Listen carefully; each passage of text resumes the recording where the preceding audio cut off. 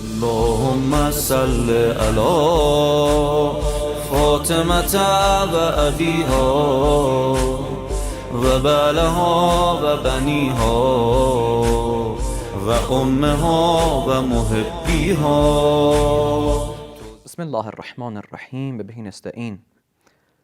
السلام عليك أيتها الصديقة الشهيدة المكسور ضلعها المظلوم بعلها المقتول ولدها. Brothers and sisters, Assalamu alaikum.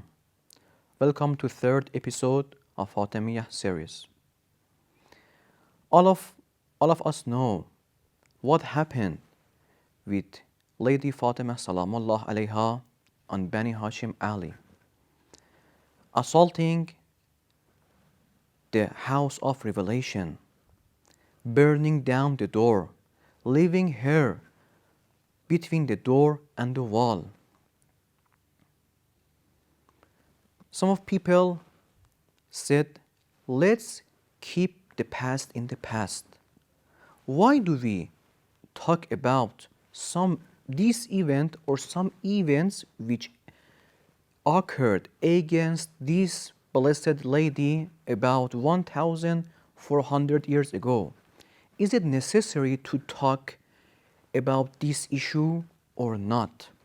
Inshallah, we will answer this question and this doubt today on this episode with our scholar, Sheikh Raja'i. Assalamu alaikum. Alaikum assalam wa rahmatullah. Bismillah ar-Rahman ar-Rahim. Wa bihi nasta'in innahu khayrun nasirin wa mu'in. Yeah, this is a very important question. As you said, we all know what happened on that day. They attacked, they assaulted, and we know all what happened. I don't want to get into the details because it's not a mourning ceremony. Exactly. So skipping the detail, we reach this question. Okay, it was very painful, very mournful, something very bad. But it's something in the past. Why should we speak about something happened more than 1,400 years ago? Why should we discuss it?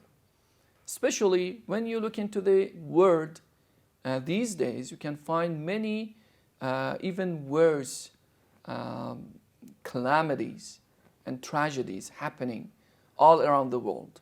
For example, what Daesh, what ISIS did to some cities of Syria and Iraq. Yes. These are very painful. So many oppressed people Yeah, killed exactly. on these years. Exactly. So maybe talking about them is more important than what happened about 1,400 years ago. Yeah, it is a good question. It is a good challenge. But it is very simple to answer because all calamities, all tragedies that happens these days to Islamic nations, all of them originated to one simple yet very painful event. This is the event of usurping the caliphate from its rightful owner, which is the commander of the faithful, Amir al-Mu'mineen, Ali alayhi salam. It is something that happened more than 1,400 years ago. Yes, this is true. But its effect, its tragedy continues to live on and hurt people, even these days. Look at the statistics.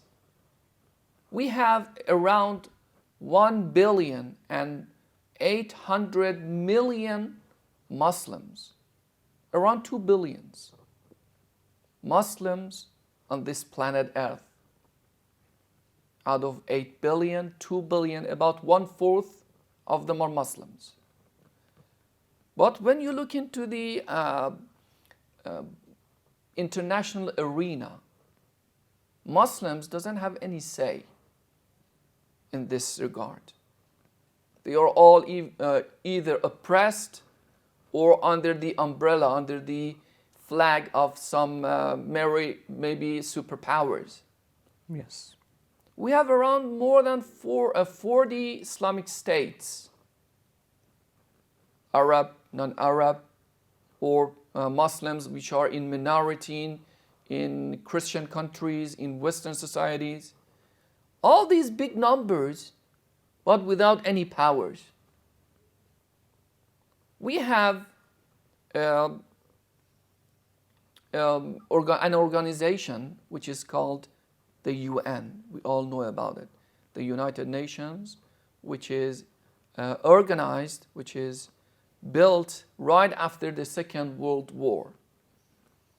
But you cannot find any Islamic state which is maybe effective in this regard, in this organization. To gain the right of Muslim countries. Exactly. We don't have anything. We don't have any special power. For example, when you look at in this United Nations, this UN, it has a very important subsidiary part which is called, if I'm not mistaken, called Security Council. Out of this 15 states which are the members of Security Council, 5 of them are permanent members. And most of them are Christian. One of them is communist, and the other is Orthodox. He is also Christian. 4 Christian countries and 1 communist country, and non-Muslim. None is Muslim. None of them. Yes. And why we have this very bad state of affairs for Muslims? Because that event happened 1400 years ago. They attacked, they usurped, maybe 50 days before that, on the day of Saqifah. They gathered, only 15 people. They gathered in Saqifah. They started to speak about something that wasn't their right to speak about it. They spoke about the, how could we say, caliphate, as they say. First, we should say it is not caliphate, it is imamah, imamate in English. Imamah of Islamic country after the noble prophet of Islam. 15 people gathered, only 3 from Muhajirin and the majority from Ansar. They gathered in Saqifah, started to speak about the fate of Islamic nation. What about others? What about other very important companions of Rasulullah on that day? Salman, Abu Dharr, even the commander of the faithful, Amir al-Mu'minin, Ali alayhi salam, was absent. They even themselves stated this part. Where is Ali? We are speaking about the the rulership. We are speaking about the rulership of Islamic nation after Rasulullah. Where is Ali? We all know what happened on the day of Ghadir. We all admitted that Ali is the successor of Rasulullah. But where is he now?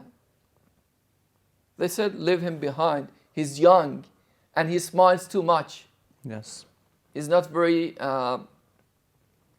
rightful. He's not very good and appropriate for this important position. So they went right against what Rasulullah said. They usurped the right of caliphate from Ali alayhi salam.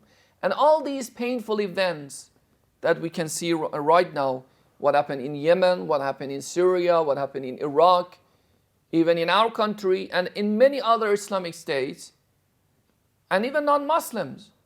Because we believe that if the succession was received by Ali alayhi salam on that day, right now we would have a planet full of Muslims. Not a part of it is Muslim, the other part is Christian. Some of them are not even believe in God.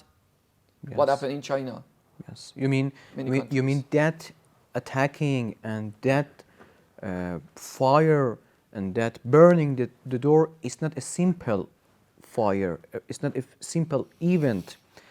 Exactly. That's the start of deviation, and that it caused these things and this deviation on the Islamic countries. I think that's the reason that's the answer that we can talk about. I want our audiences to think bigger, because we are facing a situation that some of the people might say, okay, it's a tragedy. Let's just mourn it. Yes. And let's just not think about it.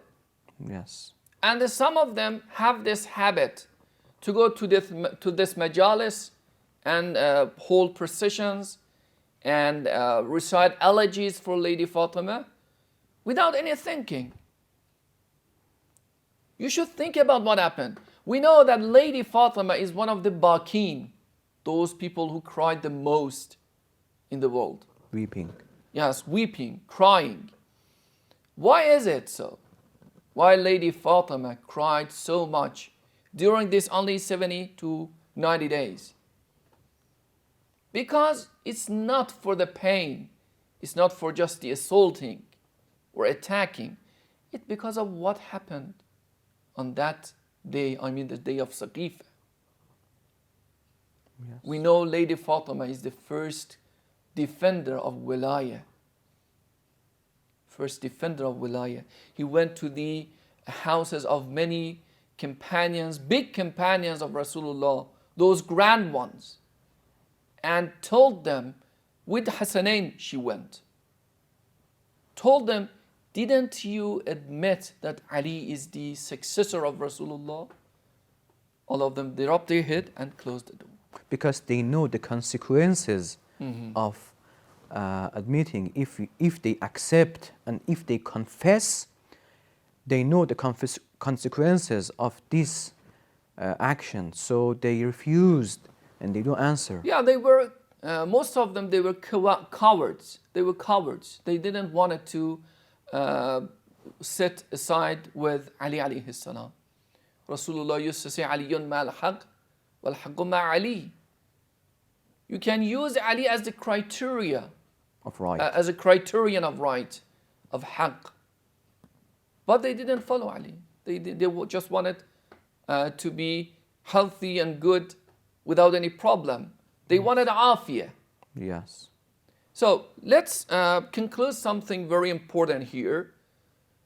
On that day, the day of Saqifah, which is very important, even more important of that assault, something big happened.